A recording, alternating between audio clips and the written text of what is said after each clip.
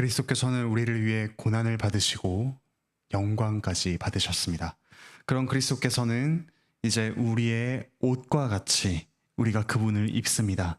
이것이 성령님께서 우리를 그리스도와 연합하게 하시는 것의 비유입니다. 우리는 그리스도와 연합하여 이 세상의 고난을 이기며 육체의 정욕을 이기고 그리스도의 영광에 함께 참여합니다. 이제 우리가 육체로 남은 기간 동안 살 때에는 과거와 삶의 방식이 달라질 수밖에 없습니다. 음란과 우상숭배, 모든 악한 일을 이제는 더러운 옷을 보듯이 더 이상 입지 않고 우리의 가장 깨끗하고 아름다우신 그리스도를 입으며 그분의 고난과 영광에 참여합니다. 4절부터 6절에 나오듯이 우리가 이런 거룩한 삶을 살고 있으면 눈에 띕니다. 그리고 뭔가 다르게 너희들만 착한 척을 하느냐, 너희들만 선하냐 라는 비방을 받을 수 있습니다. 너희가 착한 척하면서 행하는 그런 것들 때문에 우리 역시 더 일해야 되고 더 불필요하게 정직해져야 되고 더 불필요한 일들을 해야 되지 않느냐라며 비방을 할 수가 있습니다. 하지만 오늘 말씀에 나오듯이 모든 사람들은 참으로 심판하실 하나님 앞에서 우리 각자가 한 일을 하나님 앞에 아뢰며 그에 합당한 심판을 받을 날이 반드시 옵니다.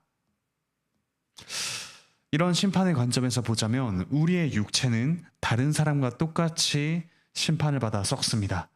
죄의 삭은 사망이므로 우리가 몸으로 지은 모든 죄들 그로 인하여 우리는 죽을 운명에 처합니다. 우리의 원죄도 마찬가지이죠. 하지만 복음을 듣고 믿은 성도는 이제 하나님과의 관계 속에서 이미 새롭게 살아난 영이 되었습니다. 그리고 이제 부활한 육체를 입고 영원히 살게 될 것입니다. 그러므로 이와 같이 하나님의 심판이 있다는 것을 기억할 때 우리는 사람들에게 조롱을 받더라도 우리의 길을 갈 수가 있습니다. 이 땅에 안락과 편안함과 기쁨이 좀 적더라도 복음의 능력은 영원한 기쁨과 영원한 안전과 영원한 평화를 우리에게 줍니다. 성령의 능력을 의지하여 그 영원한 기쁨을 앞당겨 누리며 이 땅에서의 삶을 살아갑시다. 그러므로 7, 8절에 나오듯이 그리스도의 재림 그리고 온 세상이 새롭게 되는 날을 바라보면서 우리는 정신을 차립시다. 첫 번째로 정신을 차리는 삶은 하나님과의 관계에서 깨어 기도하는 것입니다. 흘러가는 대로 사는 것이 아니라 깨어 기도하며 하나님으로 인한 기쁨과 하나님이 주시는 힘을 받아 누리도록 함께 기도합시다. 그리고 두 번째로 이제 형제 자매와의 관계에서 우리는 열심으로 사랑하며 살아갑니다. 우리가 가진 것이 있다면 아까워하지 않고 나눕니다. 서로 사랑하고 용서하며 서로 온전해질 날을 바라보며 서로의 허물을 덮어줄 수 있습니다. 9절 10절에 나오듯이 하나님께서 우리에게 무언가 남보다 많이 주신 것이 있다면 그것은 곧 다른 이들을 세워가는데 우리에게 주신 은사입니다. 우리가 가진 은사는 하나님께로부터 받은 것이기에 우리는 하나님께로부터 청지기로 위임받았다라는 사실을 기억해야 합니다. 하나님께 다른 사람들을 향해 나누어 주도록 위임받은 자들입니다. 그러므로 11절에 나오듯이 교회에서 말씀을 가르치는 목사는 순전히 하나님의 말씀을 받아 정직하게 순전하게 전해야 합니다. 그리고 가정에서 말씀을 전하는 가장 역시 하나님의 말씀을 가지고 가르쳐야 합니다. 이외에도 물질, 위로하는 은사, 그리고 그 어떤 은사든 우리가 하나님께서 공급해 주시는 힘과 능력으로 행해야 합니다. 우리가 받은 은사를 썩혀 두지 맙시다. 나누어 주며 결코 낭비하지 맙시다. 자기만을 위해 자기를 높이는 데 사용하지 맙시다. 하나님께서 우리에게 주시는 은사는 우리의 머리 대신 그리스도를 통해 우리에게 공급되며 또 그분의 몸인 교회를 세우는 데 사용됩니다. 우리 자신이나 다른 이들의 영광이 아니라 모든 것의 근원이 되신 하나님의 영광을 위해 사용합시다. 우리가 사용하는 모든 은사와 권능의 출발점인 그 하나님께 영광을 돌립시다. 이처럼 그리스도를 통해 하나님께 영광을 돌리는 일은 이 땅에서는 구체적으로 교회를 세워가는 데서 분명히 드러납니다. 우리 모두가 자기 자신을 바로 세우고 가정과 그리고 교회 안에 다른 모든 성도와 다른 가정들을 세우는데 후하게 우리 자신의 은사를 사용합시다. 그런데 이처럼 받은 은사를 나누면서 우리는 한편으로 그리스도인으로서 이 땅에서 고난을 받습니다. 그런데 우리가 받는 고난은 곧 그리스도의 고난에 참여하는 것입니다. 우리가 하나님의 참 형상이신 그리스도의 모습으로 회복되어 가는 것은 그분의 고난받는 형상에 함께 참여하는 것을 통해서 이루어집니다. 그리스도의 영광의 형상이 나타날 때에 우리는 그분의 영광의 형상에 참여할 것입니다.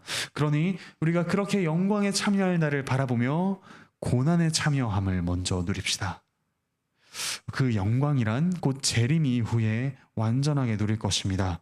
우리는 이미 성령 안에서 그 영광에 들어와 있습니다.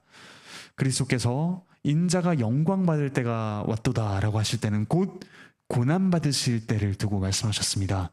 그리스도께서 그분의 영광을 가장 잘 드러내실 때는 죄인인 우리를 위해 그분을 내어주실 때였습니다. 우리도 마찬가지로 이 땅에서 죄인들과 함께 살며 그리고 죄와 싸워가며 우리 자신을 내어주는 데서 그리스도의 영광에 이미 참여합니다. 그러므로 이런 영광을 이미 받은 우리 곧 하나님의 집 교회와 성도가 하나님께 먼저 심판을 받습니다. 하나님께서는 우리에게 고난도 주시고 우리가 저지르는 악에 대해 권징도 행하십니다. 그 영광에 합당한 사람으로 우리를 빚어가시기 때문입니다.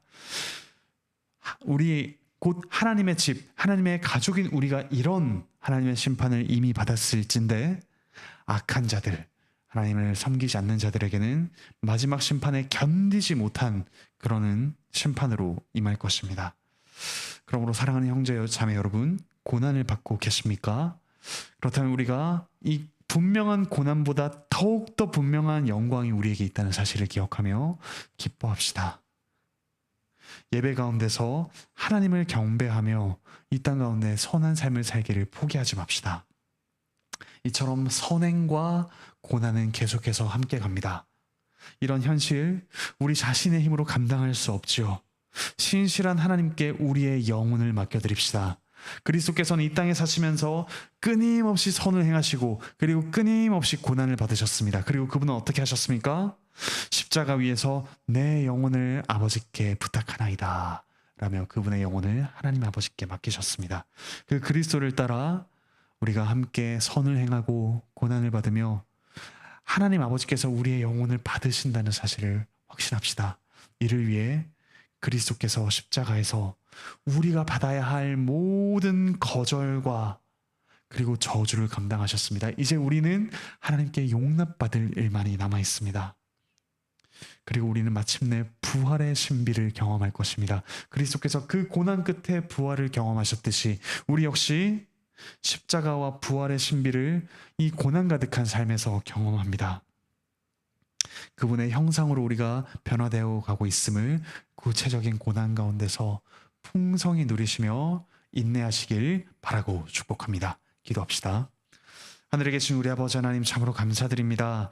저희가 이 땅에서 살아가는 이 삶이 결코 녹록지 않음을 하나님께서 저희보다도 분명히 아시고 저희에게 고난에 이은 영광을 약속하여 주시니 감사드립니다.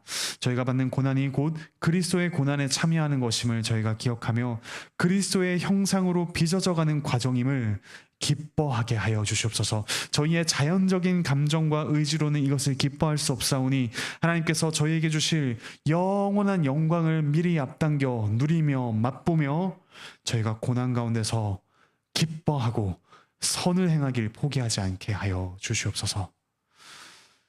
몸과 마음의 아픔을 겪는 이들, 주께서 그 아픔 끝에 찾아올 영광과 기쁨을 소망하게 하여 주시옵소서. 가정과 직장과 학교에서 믿음의 씨름을 하는 이들에게 그 씨름을 끝까지 완주할 수 있는 힘과 그리스도를 닮아가는 고백과 경험과 기쁨을 한없이 제공하여 주시옵소서.